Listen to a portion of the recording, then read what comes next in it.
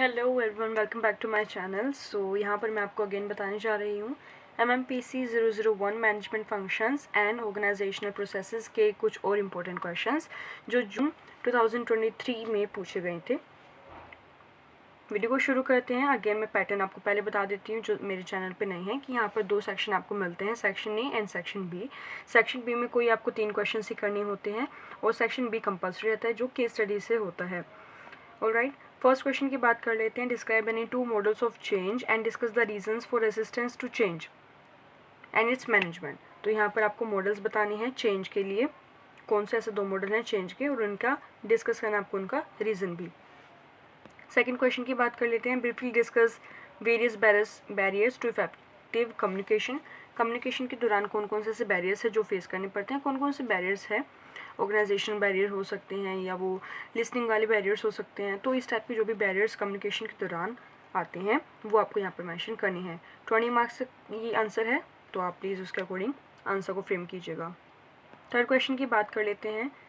Discuss the factors influencing the choice of structure of an organisation. कौन कौन से factor हैं जो चॉइस ऑफ स्ट्रक्चर एक ऑर्गेनाइजेशन के अंदर इन्फ्लुएंस करते हैं। Briefly discuss the degree of decentralisation required in an organisation. तो आपको यहाँ पर 2 पार्ट हैं, दोनों पार्ट के आंसर आपको यहाँ पर करने होंगे, दोनों के अलग अलग मार्क्स हैं। सो अगर आप सिर्फ ऊपर वाले पार्ट का करते हैं आंसर तो यहाँ पर आपको मार्क्स पूरे नहीं मिल पाएंगे। फोर्थ क्वेश्चन की बात कर लेते हैं। Describe and discuss any 2 theories of motivation. This is a repeated question guys. So यहाँ पर ये वाला क्वेश्चन सीरीज ए में भी था कि कौन सी 2 मोटिवेशन की थ्योरीज हैं और आपको उनका प्रेजेंट डे में रेलेवेंस भी बताना है। प्लीज़ इस क्वेश्चन को कर लीजिएगा, ये is a very important question.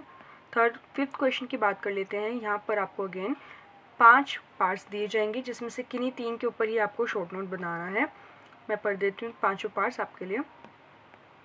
First part है PERT एंड CPM में, like it's a short note. तो आपको दोनों के बारे में थोड़ा थोड़ा लिखना है, इस दोनों के ऊपर शॉर्ट नोट बनाना है। B पार्ट है कैरेक्टरिस्टिक्स ऑफ डायरेक्टिंग, फीचर्स बताने आपको डायरेक्टिंग के। C पार्ट है impact of IT on organising work. आप ये वाला आंसर करना चाहें ये कर सकते हैं। D इज साइंटिफिक मैनेजमेंट, क्या होता है इसके बारे में आप शॉर्ट नोट मेंशन कर सकते हैं। And 5th is single use plan. So ये 5 पार्ट है जिसमें से किसी 3 को ही आपको आंसर करना है। यहाँ पर आपका सेक्शन ये कंप्लीट हो जाता है। सो ओवरऑल जितने भी आपको यहाँ पर दिखे इनमें से आप कोई भी किसी 3 क्वेश्चन के ऊपर आप आंसर कर सकते हैं जो आपको सबसे अच्छे आते हैं। ऑलराइट, सेकंड पार्ट की बात कर लेते हैं, दैट मीन सेक्शन बी की बात कर लेते हैं। Section B is a case study guys. And मैंने आपको पहले भी बताया है केस स्टडी का करने का तरीका ये होता है कि पहले आप आंसर्स क्वेश्चंस जो मेंशन हैं केस स्टडी में पहले आप उनको रीड कर लीजिए, क्योंकि उसके अकॉर्डिंग ही आप केस स्टडी में जो भी इंपॉर्टेंट चीज़ें होती हैं उनको हाईलाइट कर सकते हैं। पेंसिल से साथ ही साथ आप हाईलाइट कर लीजिए ताकि बाद में आपको केस स्टडी पढ़ने की ज़रूरत ना पड़े। केस स्टडी पढ़ने में इतना टाइम आपका कंज्यूम होता है कि जो बाकी क्वेश्चन जो मेंशन होते हैं वो वर्थ इट होते हैं, इसलिए आपको यहाँ पर ये केस स्टडी इतनी लंबी दी जाती है।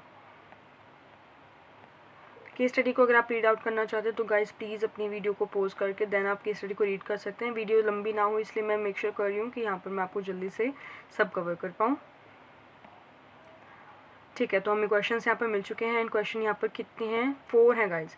सो फर्स्ट क्वेश्चन यहाँ पर मैं आपको पढ़ देती हूँ फटाफट से। What is the problem in your opinion. So it's a very basic question. जब भी केस स्टडी आएगी तो या तो आपको क्वेरी इशू पूछा गया होगा या फिर प्रॉब्लम, मतलब केस स्टडी निकला क्या आउटपुट था केस स्टडी का। तो यहाँ पर क्या प्रॉब्लम थी आपको बताना है, आपके अकॉर्डिंग एलेबरेट करना है, उसके बारे में बताना है।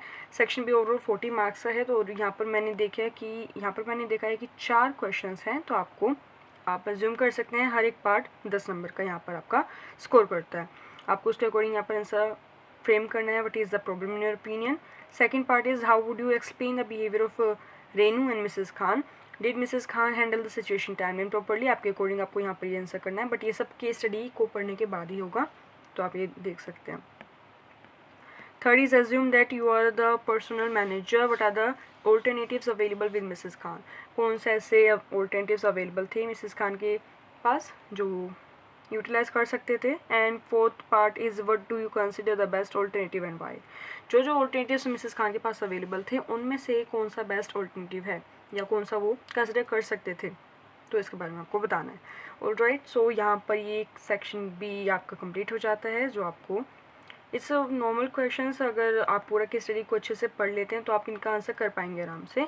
सो अभी के लिए इस वीडियो में इतना ही। अगर आप मेरे चैनल पे नए हैं, आपको ये भी बता देती हूँ क्योंकि मैं MMPC 001 से लेके MMPC 014 सभी 14 सब्जेक्ट्स के क्वेश्चंस, इंपॉर्टेंट क्वेश्चंस मैं वीडियोज़ अपडेट करूँगी मेरे चैनल पर। सीरीज़ 2, इसके बाद मैं 3 सीरीज़ और अपडेट करूंगी सिर्फ MMPC 001 की, जिसमें सिर्फ इंपॉर्टेंट क्वेश्चंस होंगे। सो अभी के लिए प्लीज़ चैनल को सब्सक्राइब कर दीजिए, बेल आइकन को हिट कर दीजिए। वीडियो अच्छी लगी हो तो give a thumbs up and comment if you need the answers also.